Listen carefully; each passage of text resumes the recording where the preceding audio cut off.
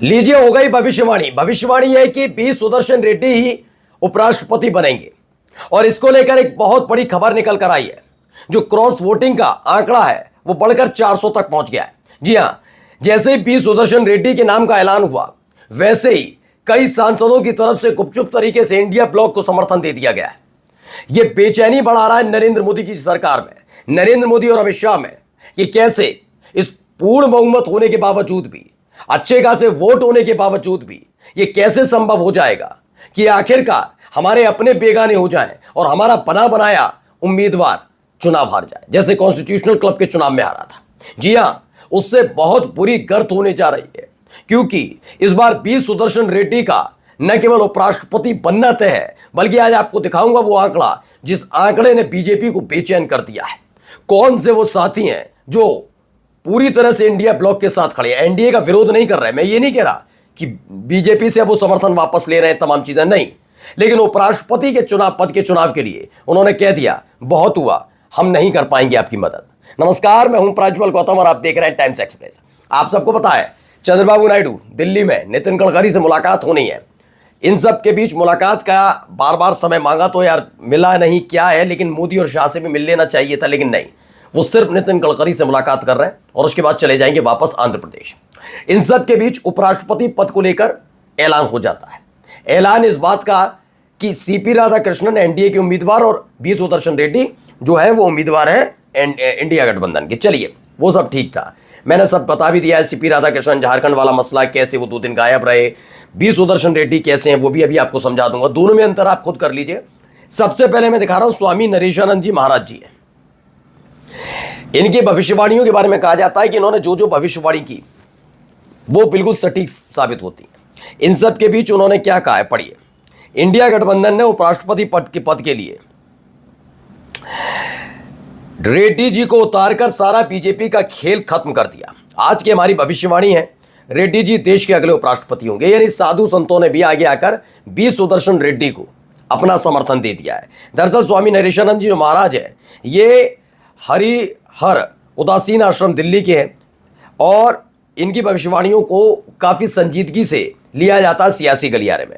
उन्होंने कहा इंडिया गठबंधन उपराष्ट्रपति पद के लिए जो सुदर्शन रेड्डी साहब को उतारा है वहां बीजेपी का खेल खत्म है और भविष्यवाणी है कि बी सुदर्शन रेड्डी ही देश के अगले उपराष्ट्रपति होंगे। जबकि सीपी राधाकृष्णन के पास इस समय आपको बता दूं कि एनडीए के पास बहुमत है पूरा 392 चाहिए, जबकि उससे ज्यादा ही 427 उनके पास अपना खुद का वोट है। जी हाँ, 437 वोट है, 427 सांसद हैं लोकसभा राज्यसभा में बीजेपी के एनडीए के पास, लेकिन उसके बावजूद 392 वाला आंकड़ा भी वो छू नहीं पाएंगे। क्यों, वो मैं आपको समझाऊंगा, लेकिन उससे पहले देखिए निष्पक्षता। बहुत लोग पूछ रहे थे ना निष्पक्षता क्या है, तो देख लीजिए। कांग्रेस का मास्टर स्ट्रोक या सुदर्शन रेड्डी ने जज रहते हुए यूपीए सरकार को दिए थे कई झटके, फिर भी बनाया उपराष्ट्रपति पद का उम्मीदवार। बीजेपी क्या कर रही है आप सब लोग देख रहे हैं। अमित शाह के बेटे क्या करते हैं, बीसीसीआई के, फिर आईसीसी। कोई प्रतिभा बता दीजिए कितने क्रिकेट खेल के कितने महान खिलाड़ी हैं या क्या किया। सिर्फ अमित शाह के बेटे हैं, उसके अलावा क्या है। चलिए उनको भी छोड़ दिए, तो बहुत पुरानी बात हो गई। हाल ही में आपने देखा बीजेपी की महिला प्रवक्ता जो महाराष्ट्र में अलग अलग चैनल पर बीजेपी का पक्ष रखती थी, वो अचानक से बॉम्बे हाईकोर्ट की जज बन जाती हैं। इतना आसान है, संवैधानिक पदों में कैसे घुसाया जा रहा है, क्योंकि जब जज कोई निर्णय देता है तो उसके खिलाफ आप ऐसे ही आलोचना नहीं कर सकते, तो ऐसे बड़े आसानी से घुसाया जा रहा है। आप देखिए अनिल मसीह जो बीजेपी का नेता, उसे रिटर्निंग ऑफिसर बनाया उसने, फिर धड़ल्ले से धांधली की।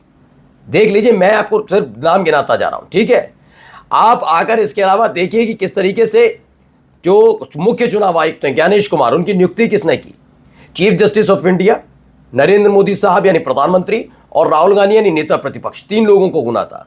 इनको मालूम था कि 3 विचारधाराएं जाएंगी और हो सकता है सीजीआई बात ना माने, तो ऐसे में क्या किया, सीजीआई से कहा आउट, आपकी जरूरत नहीं। हमारा कैबिनेट मंत्री सीजीआई से ज्यादा बुद्धिजीवी है, वो तय कर पाएगा कि अगला जो मुख्य चुनाव आयुक्त होगा वो देश की चुनाव प्रक्रिया को कैसा साफ सुथरा बना सकता है। इसीलिए नरेंद्र मोदी साहब ने बड़ी खुली बाहों के साथ अपने कैबिनेट मंत्री को उसमें रखा और सीजीआई को आउट करा दिया।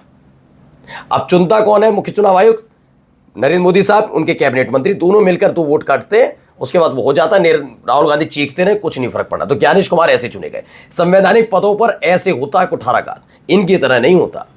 इस देश के कई जजों का इतिहास रहा है कि जिन जिन्होंने बीजेपी के खिलाफ, मोदी शाह के खिलाफ कोई भी निर्णय दिया, उनका क्या क्या क्या नहीं हुआ है, आप जाकर सर्च कर लीजिए। खैर, अब आता हूं आंकड़े पर।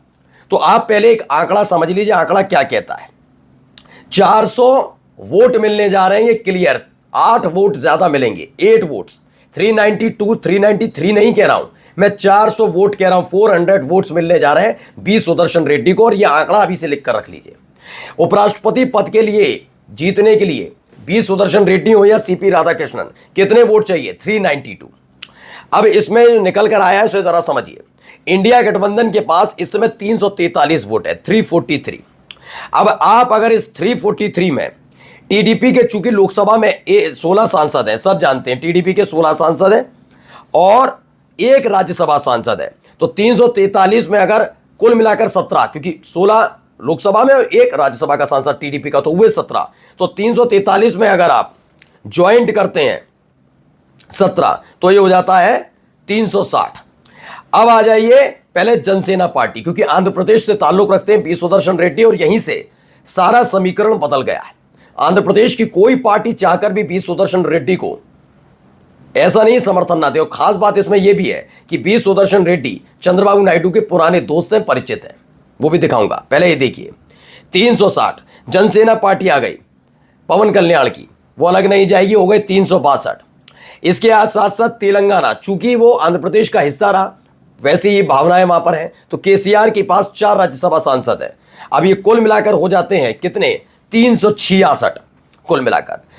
आपको ये मालूम है कि आंध्र प्रदेश की एक और पार्टी है वाईएसआर कांग्रेस। जरूर चंद्रबाबू नायडू के साथ उनका 36 का आंकड़ा है, लेकिन वो ये बात जानते हैं, एक तो वो इस समय इंडिया गठबंधन के पूरे टच में, वैसे नहीं कि इंडिया गठबंधन में शामिल, लेकिन इंडिया गठबंधन के करीब है। ऐसे आंध्र प्रदेश की भावना को आहत नहीं कर सकते। इनके पास 4 लोकसभा सांसद हैं और 7 राज्यसभा सांसद। बड़ी ताकत है जगनमोहन रेड्डी के पास। कितने हुए? 7 और 4 11, तो ज्वाइंट करिए 11। 366 में अगर 11 ज्वाइंट किए तो हुआ 377। ठीक है, अब आइए, अब आते हैं हम 377 के बाद बीजू जनता दल, उड़ीसा की पार्टी है, बीजू जनता दल भी साथ खड़ी नजर आ रही है, ये होगा 384। और अब आइए, जो मैंने आपको बताया था सीपी राधाकृष्णन ने जो झारखंड में किया, उसको लेकर नीतीश कुमार भी आश्वस्त नहीं है कि आने वाले उपराष्ट्रपति भी अगर नमस्ते सर करते रहे तो, क्योंकि अस्मिता जैसे झारखंड और आंध्र प्रदेश और तेलंगाना की जुड़ी है, वैसे ही जुड़ी हुई दोस्तों बिहार और झारखंड की भी है। और झारखंड की अस्मिता के साथ कोई खिलवाड़ करे, चाहे कोई भी हो, उसको बर्दाश्त नहीं करती जनता। झारखंड की या बिहार की, दोनों का जिक्र कर रहा हूं। झारखंड में सीपी राधाकृष्णन ने जिस तरह से माहौल उड़ाने की कोशिश की, उस पर नजर थी नीतीश कुमार की। नीतीश कुमार उस समय बहुत नाराज हुए थे इस बात को लेकर, और सीपी राधाकृष्णन नहीं राज्यपाल थे, 48 घंटे गायब रहे थे। माना जा रहा है 4 राज्यसभा के सांसद इनके पास और 12 लोकसभा के, यानी कुल मिलाकर 16 वोट इनके पास भी, और ये हो जाता है आंकड़ा 400 का। यानी 400 वोटों के साथ आसानी से बी सुदर्शन रेड्डी बनने जा रहे हैं देश के अगले उपराष्ट्रपति। अब देखिए, दीपक कुमार ने वही कहा, विपक्ष ने खेल फंसा दिया, उपराष्ट्रपति का चुनाव पर्दे के पीछे गुजरात लॉबी बनाम तेलुगु लॉबी हो गया है। नायडू बाबू असमंजस में, क्योंकि विपक्ष के उम्मीदवार जस्टिस रेड्डी उनके पुराने परिचित हैं। राज्यसभा में 7 वोट वाले जगनमोहन रेड्डी जो तटस्थ रहना चाहते हैं, अब दुविधा में है। केसीआर देख लीजिए, केसीआर जिनके पास राज्यसभा में 4 वोट हैं, वे जस्टिस रेड्डी के साथ जा सकते हैं। कुल मिलाकर तेलुगु के सवाल पर इन तीनों नेताओं पर क्षत्रिय राजनीति का बेतहाशा दबाव है। उपराष्ट्रपति अगले कौन है? स्वागत के लिए तैयार रहिएगा। नाम बी सुदर्शन रेड्डी। नमस्कार।